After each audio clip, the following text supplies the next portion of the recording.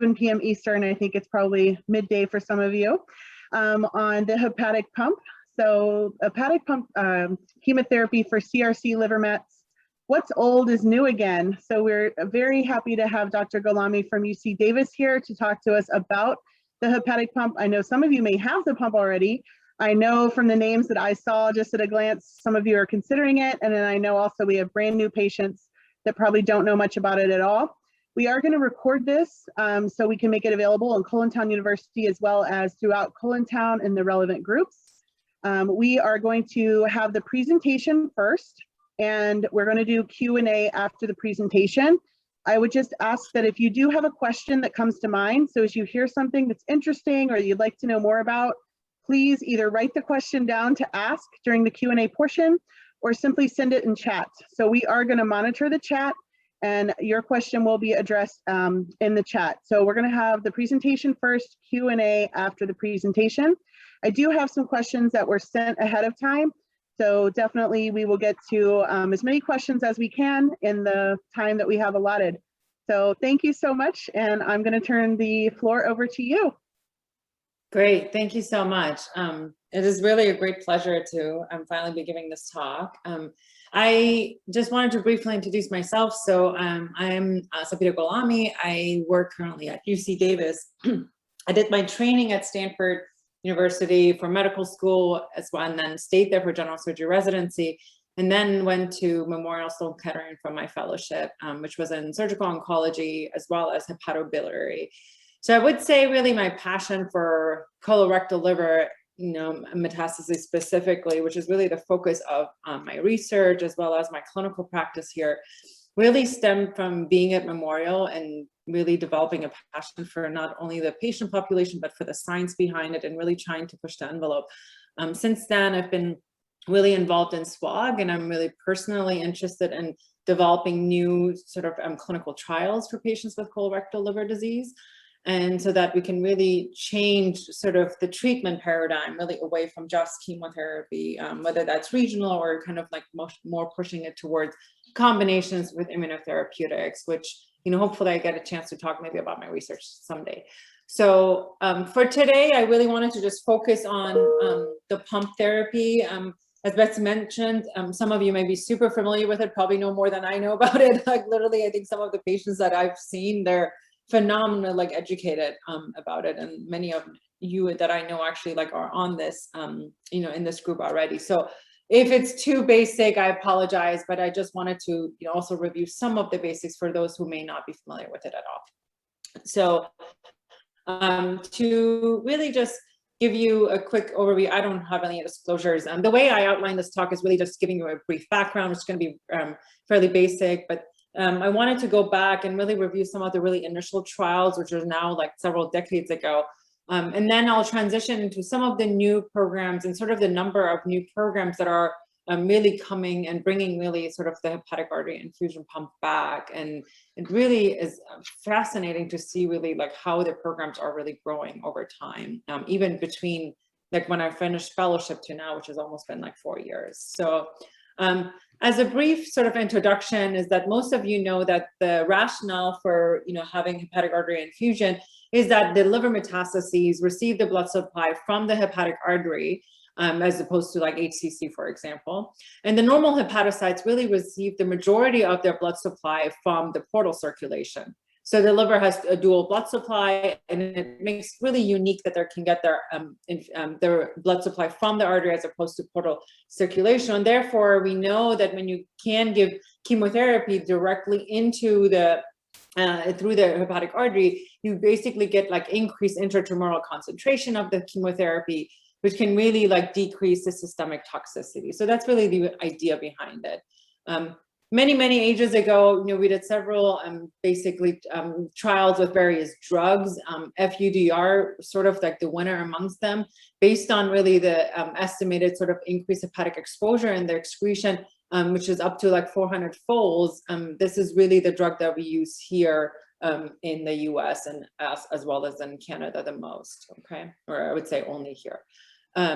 With regards to sort of how it is, and I can go over more technical questions if someone has, but really the generic sort of really basics of it is that you have a pump that is a fillable reservoir that is placed subcutaneously. A separate incision is made, that's a laparotomy, which really allows us to put the catheter into this special artery that's called the gastroduodenal artery. This artery is then used essentially as a conduit for the pump and to which the chemotherapy will go. At the end of the case, we confirm with either dye or whatever it may be, depending on like what you have available. Usually it's a blue dye through the pump in order to really ensure that there's no extra hepatic perfusion, because we don't want any toxicity of the chemotherapy directly going into the anywhere else except for the liver, obviously. Let's take you guys back like a little bit to some of the really old trials. Again, these are by now pretty outdated, but I would still say that, I think they're pretty remarkable if you look at the survival rates. I think it's really fascinating. People say there's no data for pump, but I think the reality is if you look at a lot of the even newer, sort of trials, we change standard of care when there is like a little bit of even like, a 10% difference in like progression for survival, for example. And here we really have, a method that I'm certainly not saying this is the end all be all for all patients. And I think we'll discuss this at the end. But I certainly think it's a really great tool, which has really shown that we can increase the survival rates compared to systemic therapy alone. So this goes back to Dr. Kemeny, obviously, and the group at Memorial, in which they basically looked at the pump for hepatic metastases. They looked at 156 patients who underwent complete resection and then had the pump as an adjuvant. And again, they used FUDR in the pump plus Dex, plus 5-FU leucovorin was the systemic, which is fairly old, right? But it goes back to like 1999. So I think at that time, that was actually the standard of therapy that we had there. The control arm was 5-FU alone. And if you really look at these differences, there's a significant difference between the pump and the systemic only group. In overall survival, as well as obviously the hepatic-free survival, which really drives sort of the survival curves. This is the follow-up data that was over like 10 years after and really showed similar findings that the combination therapy did significantly better compared to the monotherapy alone. Now, I think these are pictures are always much more telling than, any sort of graphs. So if you look here, this is a liver. So this was like one of the examples actually from 2000 and 2016. The patient had a resection plus pump, and as you can see, like this would not be a resectable case in this case, but the patient had therapy plus a resection and had a complete regression, complete response, and was disease free. So what about for unresectable disease? Again, also a trial here that was done by the Memorial group. As you see, most of the data is coming from Memorial, but I think that sort of paradigm is shifting as more programs are being built. This trial included 135 patients. So this is for patients who were unresectable and had obviously only liver limited disease. They had, again, FUDR within the pump plus Dex, and the systemic therapy was 5-FU. If you're looking at the hepatic-free progression survival and the response rate, there was significantly difference between the pump group and the 5-FU group. And here again are the survival curves, according to those response rates, which shows a significant difference between the group that had the pump versus the group that had chemotherapy only, with a significant p-value.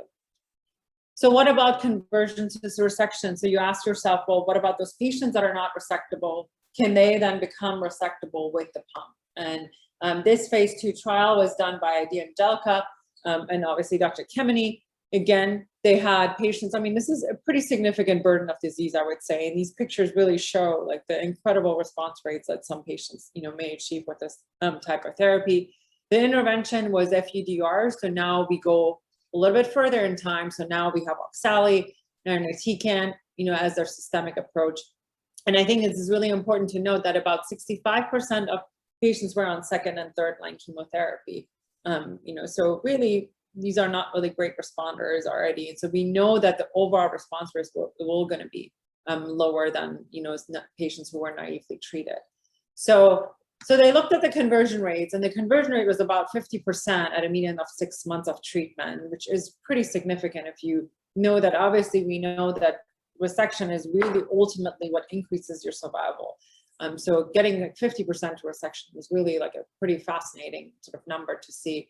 Also, you can see that obviously the patients who were previously treated already on like 1 or 2 lines of therapy did have a worse response, but still, better than, comparing to really prior treatments. Again, this was a single arm study, so we didn't have any comparisons necessarily, but those who had surgery clearly did done best long term.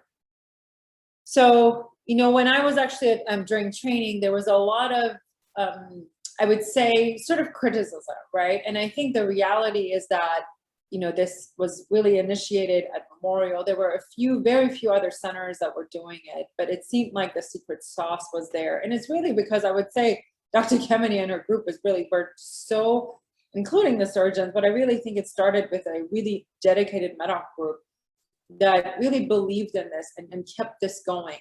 And so I think they've just really perfectionized that. They have an incredible team with a lot of support staff. So I think that's really where the success comes in. Getting a pump is not easy. I don't think it's really a treatment that requires a lot of care from both the patient's side as well as the physicians who take care of it. So I think that's probably one of the reasons why it really didn't sort of take on within a lot of the other institutions. But needless to say, at the time when I was training, it was this really interesting paper that came out, because we heard a lot of criticism saying that, well, a lot of the old trials weren't using all the modern chemotherapy, right? They were 5-FU based, but now patients are getting more targeted therapy or sort of like newer modern chemotherapy, which really ultimately wasn't true, because I think what really people don't recognize is that whatever systemic is there at that time, that's what the patients are still getting. Like, we're not just putting in like older chemotherapy to the systemic, in addition as a systemic compared to, what patients would usually get if they weren't getting the pump. So that criticism never really sort of made a lot of sense to me. But I can tell you, like, publishing on these topics, it's a lot what the reviewers would say. And then you had to always explain, like, no, the systemic is the same. And, as the sort of systemics is progressing and changing over time, the pump is changed with it. So this paper really aimed to get at that question, right? They wanted to look at all the pumps that were ever done at Memorial, that all the liver resections, I apologize, that were ever done at Memorial. And then looking at really like the 2 groups that had pump and no pump, they did a propensity scoring analysis to look at really the patients who had old time sort of chemo versus modern chemo. And you'll see that really the survival curves were significantly different, no matter how you look at it. Here's like clearly the separation. They had a specific analysis which looked at factors if you had either preoperative, the modern systemic, whether you had yes or no. I mean, if you really look at the survival curves, they're just different, right? Here's a no pump group. Here's a pump group. Whether you get systemic chemo that is, modern or not, really doesn't make a huge difference. Same thing with the adjuvant, in the adjuvant setting, right? There's still, these differences really still hold true regardless of where you're looking at, what type of systemic you're looking in general. So that paper came out, and then, I was really interested in sort of mutational status, and I was more like mechanistically thinking about like, well, how can we push this forward, this treatment? And so when I was a fellow there, I looked at all the pumps that were done with and without, actually all the resections, liver resections that were done with and without pump, and looked at KRAS status. As you all know, RAS mutations are a negative prognostic indicator for patients with colon cancer. So it was interesting to me at that time. I wanted to really clearly look at like specifics, like should we not put pumps in patients who have maybe a mutational status for RAS? And when we looked at all these different groups, and I go a little bit slower through it, first of all, I have to note that it was really interesting. The patient characteristics for the patients who had the pump versus those who didn't, I'll tell you, the pump group always had the worst sort of patients in it. And, obviously this was not a clinical trial, so that was not really like accounted for. But despite having worse sort of like prognostic factors in the pump group, you can see that the patients with the pump did better as opposed to patients who didn't have the pump. And actually what we really found out, which was the really point of this paper, was that the RAS mutational status really was not an indicator at all whether you should get the pump or not. Everyone benefited from the pump regardless really of their mutational status. So to take you through, this is the red line represents patients who had a wild type status with pump. So clearly they should do better. That's what we had expected.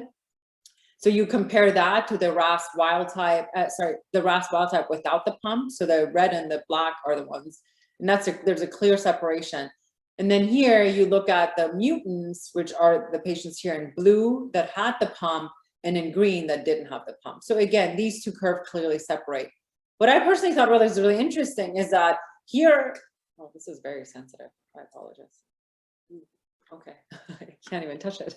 What I notice is that when you have a patient that has a RAS mutation but doesn't get the pump, right? So in black, they almost do as poorly or as well as however you want to look at it, as a patient who actually has a wild mutant but gets the pump. So in some ways, I was thinking, wow, the pump really may be a factor that helps to sort of really help with the negative prognostic factor and sort of help with that for patients who do have the mutations. So we really decided it doesn't really matter whether you are a RAS mutant or not, you should get the pump.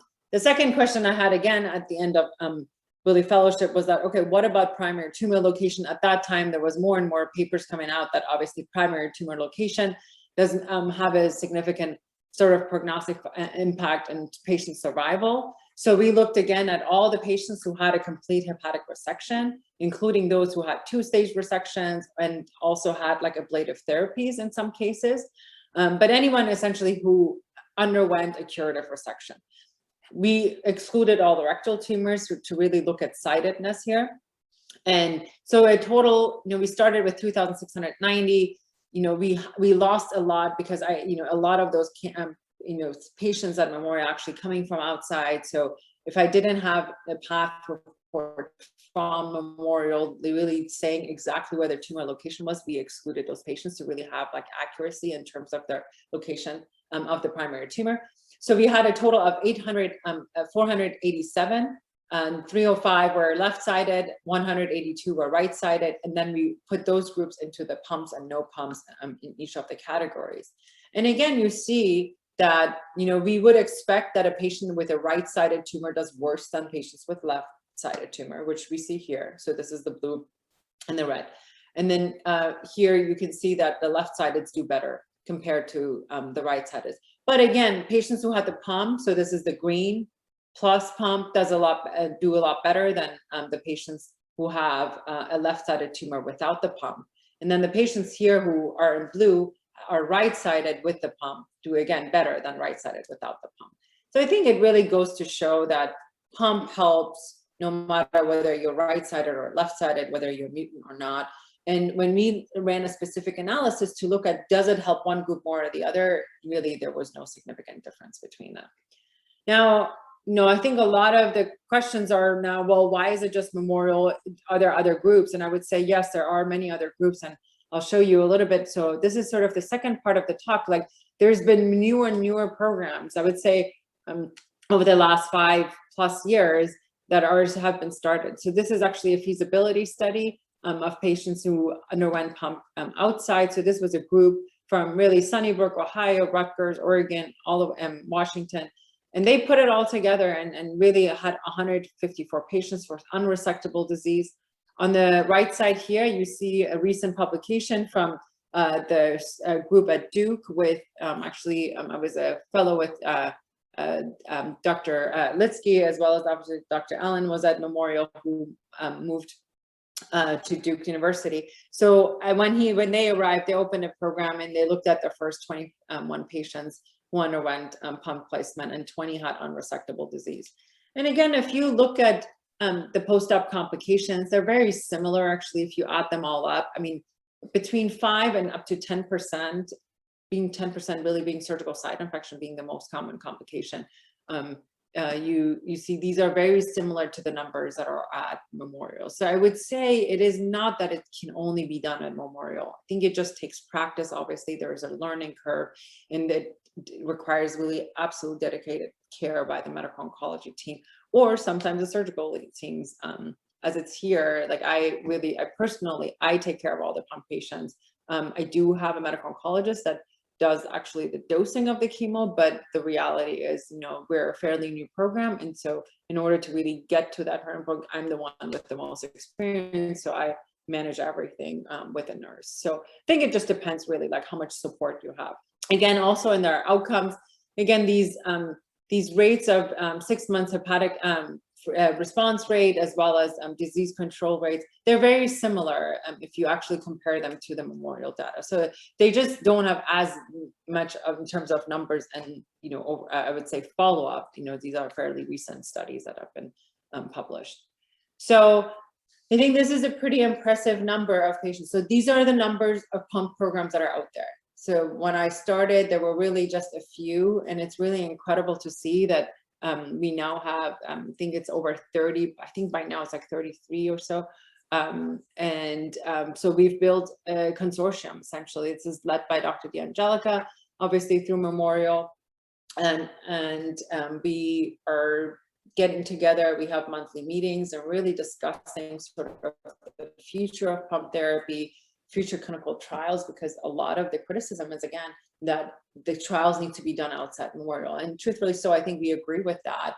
In order to do really big trials, you have to have larger patient numbers. So I think we're sort of like reached that momentum, and it's really incredible to get on these calls and really plan with a huge committee. I mean, there's like 30 to 40 people usually on these calls, which has started now about, I would say, probably 4 or 5 months ago.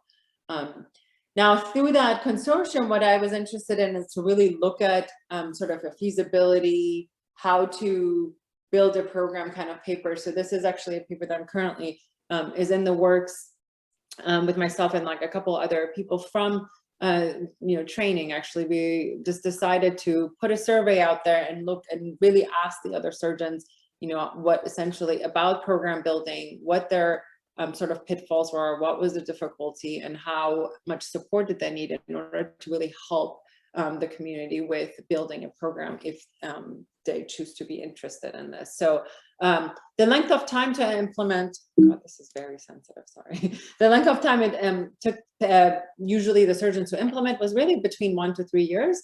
And I would say it was really surprised to see that the majority really needed about a year to implement a study, which is actually pretty impressive.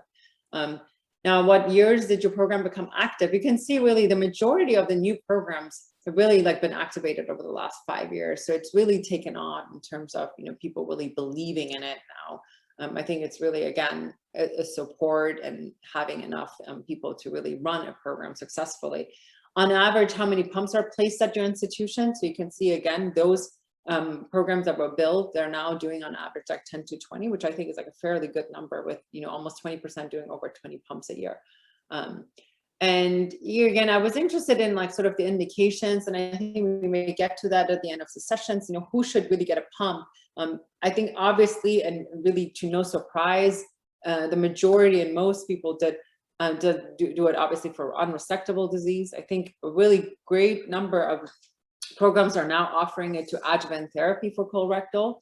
In this paper, we're going to also highlight sort of the indication for cholangio that I won't be able to talk today in the interest of time, but I think more and more also more programs are actually placing it, such as our program too, for intrahepatic cholangio when it's not resectable.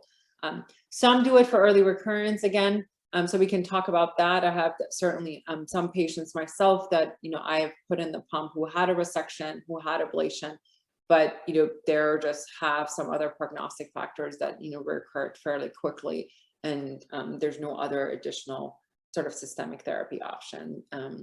And then the others, I don't actually know for this particular thing, like what others where. Oh, actually, I know that there was actually one clinical trial that's doing it for pancreatic. So that is the 1%, which is definitely not well studied, but there is someone who's studying it actually at their institution. So the interesting thing was, the first question was, what are the indications you open the program? I was really much more interested, like, well, I mean, a lot of people, like, once they open the program, they want to really have a vision of where they're going with it. And with that, you could see that more and more really want to do it as an adjuvant, right? And are currently practicing it as an adjuvant, and definitely much more for intrahepatic cholangio. So I think this was really interesting to see this shift.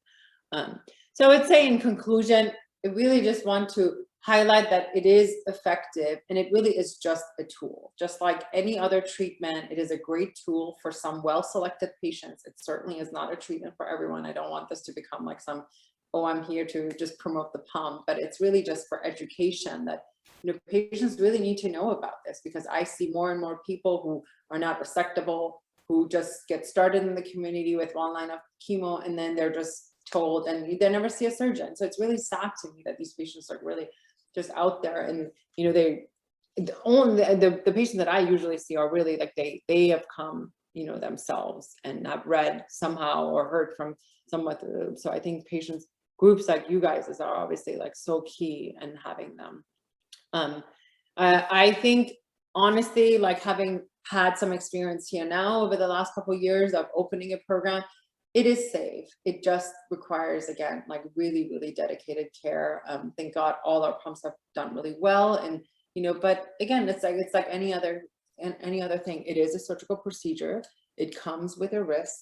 And I think that needs to be accounted for. But, you know, I would say that, you know, chemotherapy alone has also like a lot of risks that everyone sort of accepts, you know, when they have cancer and they need it for their treatment. So, the biggest thing is really that it is a really heterogeneous disease, as we know, for colorectal cancer, right? So who really should get it, and what is the timing of it? What is the best chemotherapies that we need to put it through? I really think that's where really the consortium comes in, and we need like larger randomized trials to really like draw a definitive conclusion, so there is not all these like different questions. And with that, I really want to thank you all to have me, and I'll take any questions or discussions.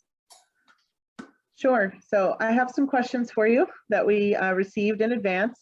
I think you actually touched on a couple of these, but I thought I would just call them out during the Q&A portion. I think this is a great leadoff question, and I know you spoke to it a little bit, but what do you think makes the ideal candidate for the pump? Yeah, I mean, I think it's actually a very complicated question, right? I would say that for me, obviously, I think you should have only liver disease. I think I saw a question earlier that, you know, why can't patients who have maybe limited extrahepatic disease get a pump? And the reality is, now, if you're going and undergoing a curative resection, and if you have like a small lung met, for example, and that's been taken care of, I think it's reasonable. You can be considered. But I think the ideal patient should really have liver limited disease, because we know that really the treatment is targeted to the liver and you're trying to get like really additional. I understand that you're getting systemic chemo on top of it, but to pick a patient that has extrahepatic disease, like I think the risks are not honestly worth it. So patients who have liver limited disease, ideally, I think if you're unresectable, you really should, you know, be considered for the pump like 100%, I think. Whether that comes in the first line or as the second line, I think that's what we're trying to answer. So the future trial that we're currently working on is actually doing it as a second line therapy to prove that that really truly gives you a benefit. And the reality is, because most of us will not see the patient at first line, right? It is very hard to prove, but we know from the response rates that the higher, sort of the more treatment naive you are, the better of a response you can get. So I think the sooner you can get the pump, the better the benefit for you would be. But at any time point, I think you should be considered if you have unresectable disease. The data from Memorial, that paper I showed you with the modern and non-modern chemotherapy, really interestingly, one of the tables that they showed actually in that paper was also, those are patients who had resection, then they had the pump for adjuvant therapy. I would say there's more and more evidence coming up that adjuvant therapy, it should be considered. And interestingly, if you looked at those patients who had a higher disease burden, actually didn't seem to benefit from the pump as much as opposed to someone with just a solitary lesion, which was really interesting. And so that was new for us, right, to like realize. So when someone comes to me and has a single lesion and is resectable, should I be offering the pump? And I would say, yeah, if you had a program where it wouldn't hurt, because we know it decreases your recurrence rate, which we know is about 60 to 70%, right? Like after even any resection. So, so I would say it really depends honestly where you are and what programs you're seeing. Some programs are only offering it to unresectable, But I think even in the adjuvant setting, it definitely should be considered. Thank you. I'm just kind of looking at all the various questions. One question is about how long are adverse events like liver failure tracked and associated with hepatic pump therapy? Well, so I would say that the papers, look at it for at least like a year or two, depending on which paper you're looking at. Obviously the toxicity builds over time, right? Especially with like liver failure. I still think that those biliary toxicities that reach about to 5%, and that's fairly been persistent wherever you look. And even now with the newer programs that have looked at it, it's about that, it's about 5%. But I think that toxicity is real and that cannot be sort of ignored. So, but like with anything else, I think it can have severe toxicity. I can't tell you that, besides those papers, I would say Memorial has probably the longest data, but I have never seen any numbers outside that 5%, and that's usually several years. Okay, I'm going to ask one more question from the sheet, then I'm going to take some from the audience as well. I'm going to just kind of mix, if that's okay. This is a question I actually hear a lot in COLONTOWN. What treatments will prevent you from being a pump candidate? For example, if you've had a prior resection, a PVE, ablation. One big one we hear about all the time is if you do Y90, you can't have the hepatic pump after. I know that's something that we've heard. So for example, if you've had a resection and then a recurrence, can you go back to get the pump at the time of the recurrence? So after that happens, kind of, is there a point where the pump really would be off the table? Yeah, it's a good question. So I would say in general, yes, you can have a resection, you can have ablations, you can get the pump later. I just recently did it where a patient had a resection, ablation, recurred, and we did it. And he's a year out and he's disease-free. So it's all possible. I think the underlying question is, what is your anatomy? You want to make sure that you have that GDA, the arterial blood supply really, so it depends what kind of resections have you had. So if you've had, for example, a right hepatectomy, so they took your right artery out and now you have only like the left there, and somehow your GDA is not really feeding off into it, it can become complicated. So I have seen patients where they're not candidates because of their arterial blood supply. I would say that is number one. The second thing is really sort of your underlying liver function, right? Y90, I haven't seen too many, and Betsy, you can correct me if you guys know probably of patients who've had it, but not too many who get Y90 and then get a pump, right? Because again, Y90 is toxic itself. I would be very hesitant to sort of, has it never been done? I don't know. Probably, you probably could, but I think it depends really like on the risk you want to take. And I don't know of anyone that has I've seen that done in very limited circumstances. Yeah. I know Dr. Kemeny does not like to do it. Yeah, I am sure Kemeny doesn't because I would know about it. Yeah, I've seen that done in, I think it's Michigan. I think there are a couple of doctors there that have done it in limited circumstances. I'm going to take these two questions that are in chat, then I'm going to take the question. I see the hand up. One question, we have a patient that said, I don't see Mayo on the pump program list. Is that correct? Do you know if Mayo has? Correct. I don't think Mayo's doing. I don't think so either. I've not heard that they are, but. Although honestly, that list is changing minute to minute. So I wouldn't be surprised if now somebody has taken it on.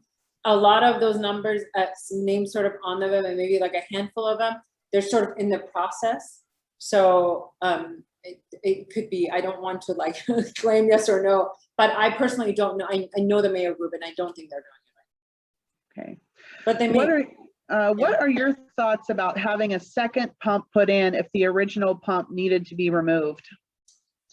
Tough. I think that's really tough. If not almost impossible sometimes. But it can be done in I would say it's really like handfuls of like cases again. But it's tricky, right? Because that catheter, usually when you're taking the pump out, we never take the catheter out, right? We only take the pump and we just basically tie off the catheter, and the catheter will remain into that artery. If you could somehow make a conduit and create another sort of conduit for your catheter, it can be, but it's dependent really on I would say urinotomy. Okay. Would you recommend the pump in an adjuvant setting if post-op Natera is negative? Huh. These are good questions, you guys. That's what I'm saying. This group is always so much ahead. I mean, so Natera testing. So we're actually designing a trial, not for pump, but I'm working with this group to look at really, we don't even know 100% whether Natera testing is really can be reliably used in the adjuvant setting for resectable liver metastasis. I have to say that, like, that's very clear, because we know in stage 2 and 3, we use ctDNA. I think the data is pretty convincing there. Obviously, from that, people would deduce that you can use it. And I really am a big fan of it, and I work with the company, but I don't think that we have enough data to say. So do I even know, should you get even adjuvant if your Natera is negative, right? I mean, it's a very similar question. I think it makes it even more so difficult to answer for pump, because we just don't have the data. So I don't want to get ahead of ourselves here, but it's reassuring. I see a question here I can actually answer, and that's, will the Yeah. pump prevent someone from undergoing a living donor liver transplant? No. So Correct. I know from Dr. Hernandez on our prior talk that that's not the case. Yeah. It can make it more challenging for a transplant surgeon, but it won't preclude you from having one. Correct. One more in the chat, then Christine, I see your hand, I promise. How long do you recommend keeping the pump in? Good question. So I don't know. I would say at Memorial, we always kept them in forever because it was like the lifeline, right? And nobody wanted to get rid of it, believe it or not. It was the patients who wanted it like the most. I would say if you're 2+ years, and that doesn't mean that you're getting therapy, right? Like, it just means that keeping it in just in case, because again, it's really hard or ever to like really get a second one. So I would, in general, after 2-3 years, some would wait for 5 because they wanted to really make sure that they're done with it and they would never use it again. But at least 2, if not more. Mm-hmm. And I would say, just on a patient perspective, to think about what the pump is, it's still going to require maintenance. So Correct.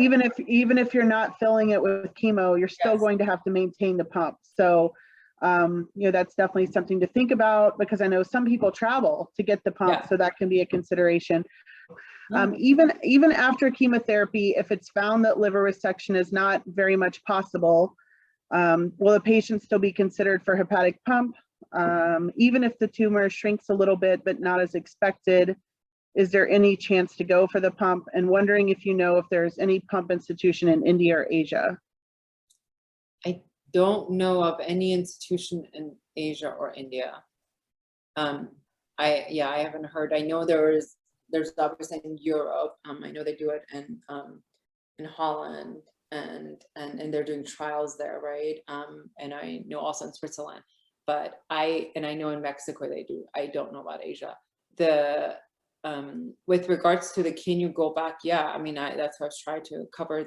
You can certainly get chemo. You can certainly fail chemo and be considered for the pump.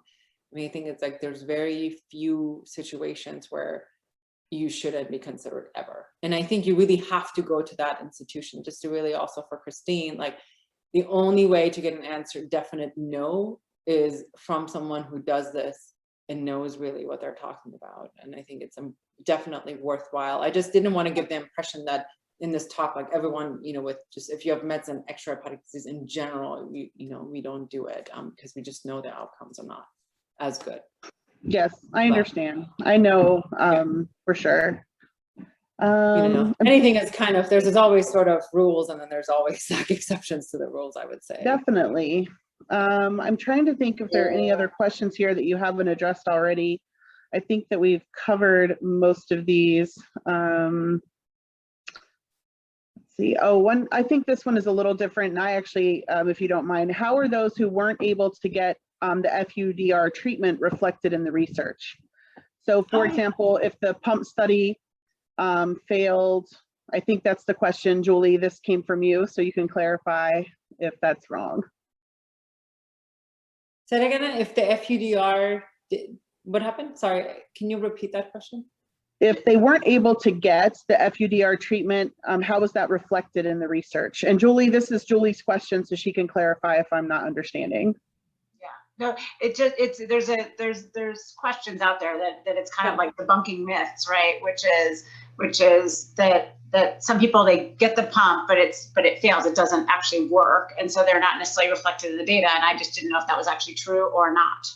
Yeah, no, it's completely a great question. I think it depends really like what paper you look at. Usually, you know, we've included anyone who got pump or no pump. So that means they must have actually gotten it. So yeah, if you had a pump and for some odd reason never got any treatment, I know from our specific paper, you were not included in it. I don't know about the other trials necessarily, but I think in general, like you have, I mean, even for any trials, you have to have a considered amount to even be considered a trial. You have to be evaluable. So yeah, but I think there are very few that probably will never, you may get a pump and you can never use the pump, but it certainly can happen. I mean. And then the related question to that, which I've also heard, well, it's hard because studies don't necessarily look at long-term adverse events, you know, necessarily, like not post-surgical, but like down the line. And so kind of what is the time frame for some of those things? Because there's been some things that have come up in terms of like, is that because of the pump or is it because of, you know, just yeah, it's a really great question, Jill. I would say that the issue with that is that some of it you cannot tell what is causing what, right? And I can personally tell you, I had a patient that, you know, a year ago plus came to me, was on third line, was a HER2 positive tumor. So we already know, like, okay, even a smaller percentage, like had failed, essentially was on his third line, had a resection, had an ablation, and came to me. I mean, at that point, what do I say? Like, is a pump going to save you? I don't know, right? But is there anything else? No. So we did it. And he's a year out, and I'll tell you, like, he has just 2 small lesions that we're going to ablate and take the pump out. I mean, that's how great he's done. That being said, there was probably, so he's like 1 year from his treatment, right?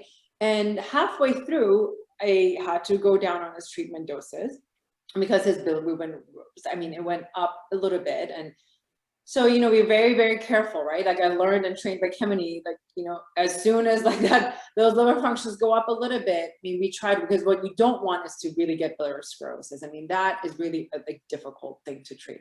So we'd stopped that. And then at some point, honestly, even after we stopped it, his LFTs kept creeping up. Now he was on fulfillment, and I knew that some of the systemic can do that too. And really had this debate with CRC and Kemeny and us and our med docs, like, what is causing what? Like, we don't really know. So I think there's a really fine line and gray zone sometimes as to what is causing what.